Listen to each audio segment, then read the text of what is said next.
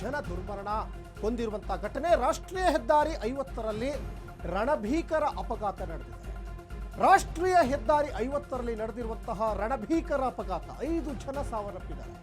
ವಿಜಯಪುರದಲ್ಲಿ ಸರಣಿ ಅಪಘಾತಕ್ಕೆ 5 ಬಲಿಯಾಗಿದ್ದಾರೆ.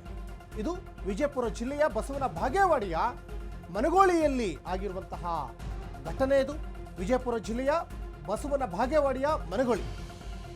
ಕಾರಿನಲ್ಲಿದ್ದಂತಹ 4 ಮತ್ತು ಬಸ್ನಲ್ಲಿದ್ದಂತಹ ಓರ್ವ ದುರ್ಮರಣ ಹೊಂದಿದ್ದಾರೆ ಅನ್ನೋದು ಇಲ್ಲಿ ಗೊತ್ತಾಗ್ತಾ ಇದೆ. ಹಲವರಿಗೆ ಗಂಭೀರ ಗಾಯ ಆಗಿದೆ. ಸ್ಥಳೀಯ ಆಸ್ಪತ್ರೆಯಲ್ಲಿ ಈಗ ಚಿಕಿತ್ಸೆ ಕೂಡ ಕೊಡಿಸಲಾಗ್ತಾ ಇದೆ ಗಾಯಾಳುಗಳಿಗೆ. ಘಟನಾ ಸ್ಥಳಕ್ಕೆ ಮನಗೋಳಿ ಪೊಲೀಸರು ಭೇಟಿಯನ್ನು ಕೊಟ್ಟು ಪರಿಶೀಲನೆಯನ್ನು ನಡೆಸಿದ್ದಾರೆ.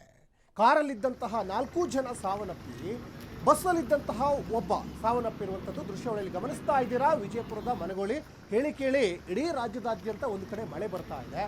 ಮಳೆಯಿಂದ ವಾಹನ ಸಂಚಾರಕ್ಕೂ ಈಗ ಸಾಕಷ್ಟು ಅಡ್ಡಿ ಆಗ್ತಾ ಇದೆ.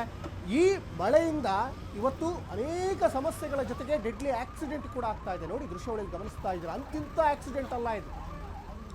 ಇದು ರಣಭಯಂಕರ ಆಕ್ಸಿಡೆಂಟ್ ಇದು.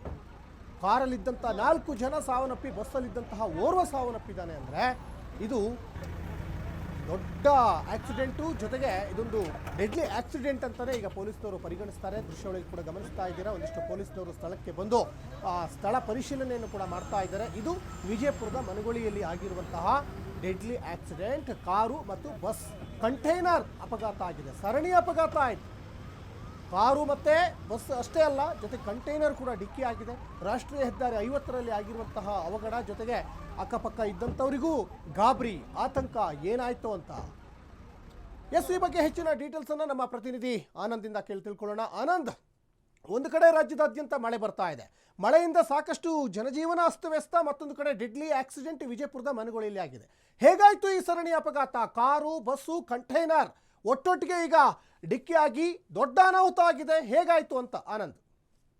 ಸಚಿನ್, ಏನು ಅಂದ್ರೆ ಇದು ಬೆಳಗಿನ ಜಾವ ವಿಜಯಪುರ ಜಿಲ್ಲೆಯ ಒಂದು ಬಸವನ ಬಾಗೇವಾಡಿ ತಾಲೂಕಿನ ಮನಗೋಳಿ ಅಂತ ಒಂದು ರಾಜ್ಯ ಹೆದ್ದಾರಿ ಅಂದ್ರೆ ರಾಷ್ಟ್ರೀಯ ಹೆದ್ದಾರಿ 50ರಲ್ಲಿ ನಡೆದಿದೆ. ಅಂದ್ರೆ ಇದು ಬೆಂಗಳೂರು ಮತ್ತು ಸೋಲಾಪುರ್ಗೆ ಟಚ್ ಕೊಡುವಂತ ಒಂದು ರಾಷ್ಟ್ರೀಯ ಹೆದ್ದಾರಿ ಇದೆ. ಈ ಹೆದ್ದಾರಿಯಲ್ಲಿ ಒಂದು ಬೆಳಗಿನ ಜಾವ ಏನೋ ಒಂದು ಭೀಕರವಾದಂತ ಏನು ಆಕ್ಸಿಡೆಂಟ್ ಆಗಿದೆ. ಒಟ್ಟು 5 ಜನ ಸ್ಥಳದಲ್ಲಿ ಮೃತಪಟ್ಟಿದ್ದಾರೆ. ಅಂದ್ರೆ ಈ ಸ್ಕಾರ್ಪಿಯೋದಲ್ಲಿ ಇರುವಂತಹ 4 ಮತ್ತು ಬಸ್ ನಲ್ಲಿ ಒಂದು ಖಾಸಗಿ ಬಸ್ ಇದೆ. ಆ ಖಾಸಗಿ ಬಸ್ ನಲ್ಲಿ ಓರ್ವ ಮತ್ತು ಹಲವಾರು ಜನ ಒಂದು ಗಾಯಗೊಂಡಿದ್ದಾರೆ. ಈಗ ಗಾಯಗೊಂಡವರಿಗೆ ಅಲ್ಲೇ ಸ್ಥಳೀಯ ಒಂದು ಮನಗೋಳಿ ಇದೆ ಸರ್ಕಾರಿ ಆಸ್ಪತ್ರೆ ಇದೆ. ಜೊತೆಗೆ ಬಿಜಾಪುರ ಒಂದು ಸರ್ಕಾರಿ ಆಸ್ಪತ್ರೆಗೂ ಸಹ ಕರೆದುಕೊಂಡು ಚಿಕಿತ್ಸೆ ನೀಡಲಾಗುತ್ತದೆ. ಈಗಾಗಲೇ ಸ್ಥಳಕ್ಕೆ ಪೊಲೀಸರು ಬಂದಿದ್ದಾರೆ. ಅವರು ಸಹ ಎಷ್ಟೊಂದು ಭೀಕರ ಆಗಿದೆ ಅಂತೆ ಅದು ಕಾರು ಒಂದು ನುಜ್ಜಿ ಆಗಿ ಹೋಗಿದೆ.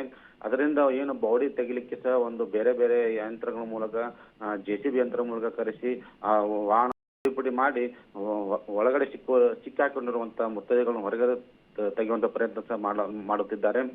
ಹೀಗಾಗಿ ಇದು ಏನು ಬೆಳಗಿನ ಜಾವ ಮಳೆ ಜೊತೆಗೆ ಏನು ಡ್ರೈವರ್ ಅವರು ಸಹ ನಿದ್ದಿನ ಮಂಪರದಲ್ಲಿ ಇರಬಹುದು. ಈ ಹಿನ್ನೆಲೆಯಲ್ಲಿ ಇದು ಒಂದು ಆಕ್ಸಿಡೆಂಟ್ ಆಗಿರಬಹುದಂತೂ ಪ್ರಥಮ ಮಾಹಿತಿ ಪ್ರಕಾರ ಪೊಲೀಸರು ಒಂದು ಮಾಹಿತಿ ನೀಡಿದ್ದಾರೆ. ಜೊತೆಗೆ ಇವರು ಈ ಸೋಲಾಪುರದ MH ಪಾಸಿಂಗ್ ಇದೆ ಕಾರು.